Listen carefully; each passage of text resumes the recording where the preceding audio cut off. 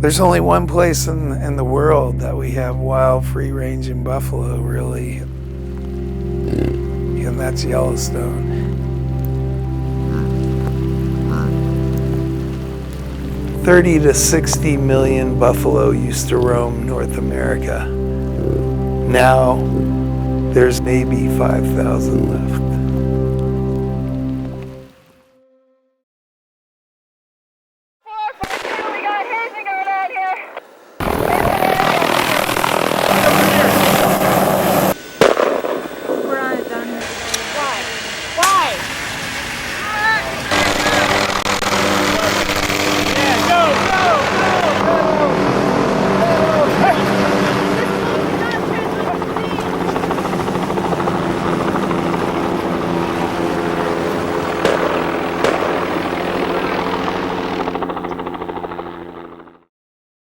I am here to pray for peace and harmony upon Mother Earth.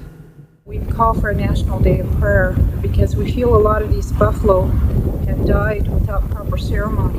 At that time, they estimated the entire herd to be about 3,500 animals, and the combined efforts of the Park Service and the Department of Livestock that year, they killed 1,083 animals. While that prayer was going on, I heard gunshots, and then sure enough, the Montana Department of Livestock had shot 12 during our ceremony. You don't need to handcuff her! Rosalie went out to say a prayer for the buffalo and got arrested, and we got her out of jail and everything, and we were just like, we need to have a front lines presence down here.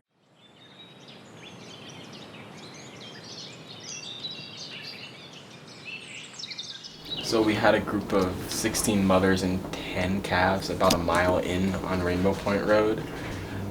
We also had a lone mother kind of just in the village by the houses. So, I mean, Greg was saying maybe she's like staying there to give birth or something. We've had 6,500 volunteers here in the field going out on patrol with us. All right. Ready?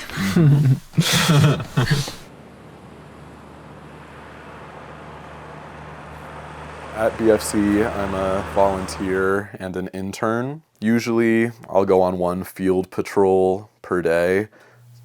And the point of the patrols is essentially to count the buffalo, track their migration, see where they are, but the primary goal is really to ensure that they're not in any immediate harm.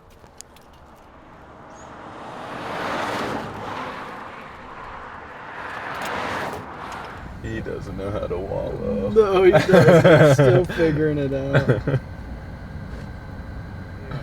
This Yellowstone National Park is not ideal bison habitat. It's where they went to avoid extinction. Buffalo once roamed the entire continent.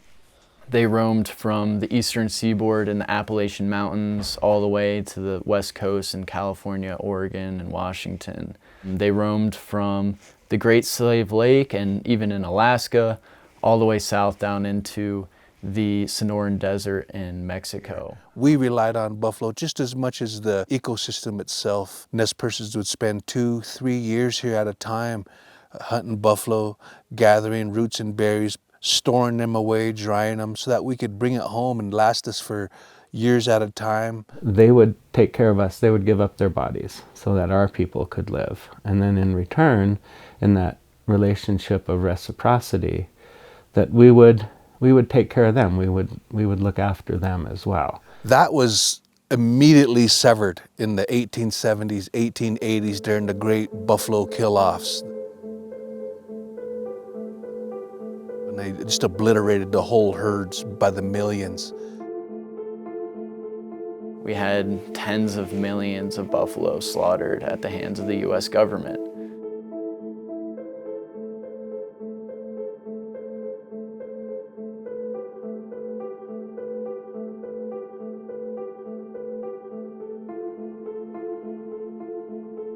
By 1900, the buffalo were functionally extinct.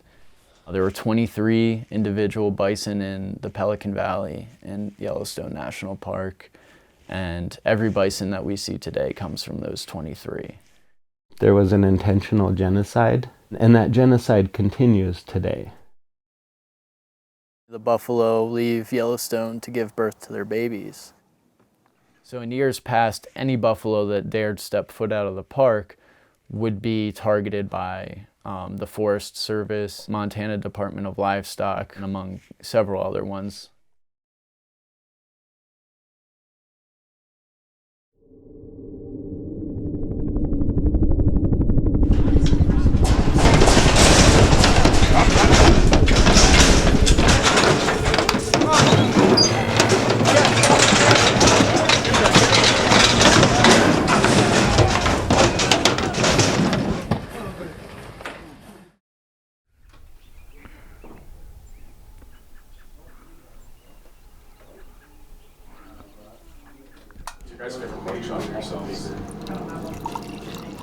Years ago, if you could just prevent buffalo from going into their capture facilities, you could prevent, the amount of buffalo being killed.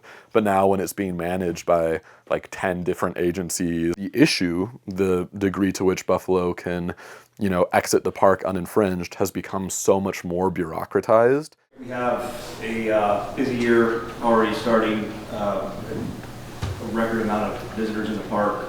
Last weekend, I think it's going to be, we're at 4.5 million visitors last year, I think.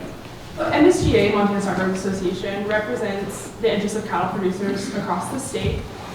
So we're dedicated to finding proactive solutions to the most difficult challenges facing Montana's ranching families, and that includes the Yellowstone National Park bison. The challenge we continue to see is a growing herd size. As these bison calve next fall, we will see exponential growth that will become increasingly difficult to manage if we don't take action now. Hi, my name is David Ike. I'm with the Buffalo Field Campaign. It seems that many of the agencies here today have consistently used brucellosis to restrict the migration of buffalo and justify their slaughter.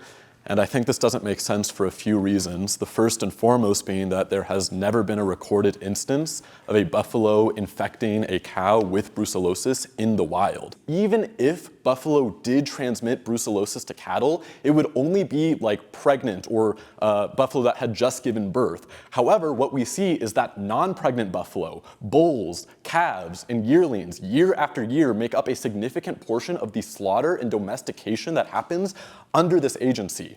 This doesn't make sense. The issue is that buffalo compete with cattle ranchers who make a lot of money leasing public lands designed for wildlife.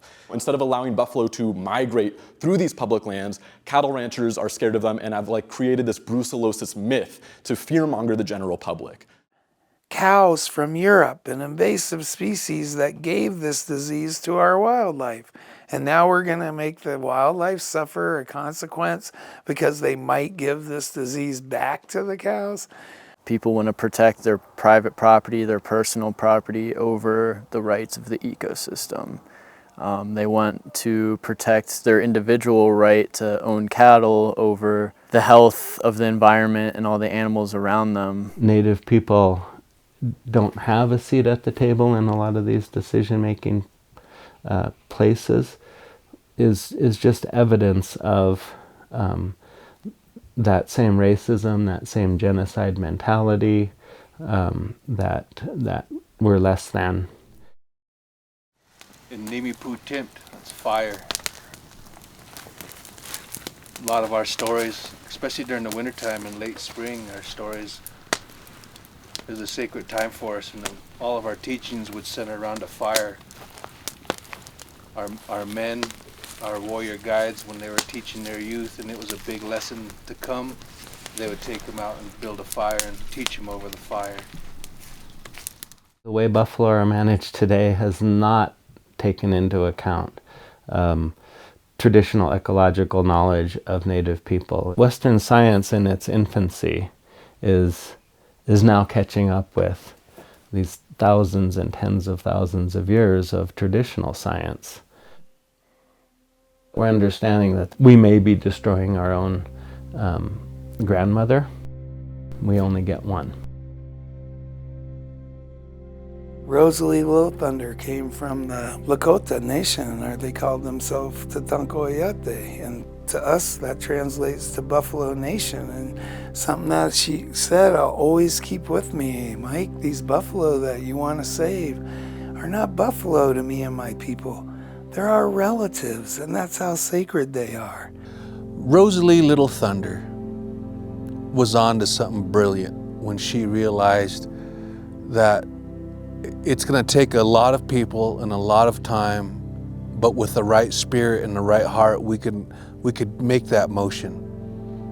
And so our little place in the world here, where we're trying to restore indigenous voices into buffalo management of a wild herd, the last remaining wild herd, that's our contribution as Buffalo Field Campaign to creating this new paradigm shift of looking at our relationship with the natural world and trying to bring two-leggeds back into right relationship with the natural world. I've met so many people here who are doing their own projects and genuinely want to make the world a better place. I think that's sort of the necessary precondition to coming to a place like BFC to begin with. And so I hope that I can maintain this community that is trying to save the buffalo and make the world better. This place is magic, and this place needs to be protected. These buffalo need to be protected, and this is what I'm here for. And that's that. Covered in buffalo. Look at them calves running like crazy. Good night, you beautiful ladies and family. We'll see you again tomorrow. I looked at the first round of the buffalo slaughter when we killed 30 to 60 million off continent North America. But who wrote the history books on that? The conquerors. So this time around, they're not covering up this buffalo slaughter, and we, the people, are going to tell the story.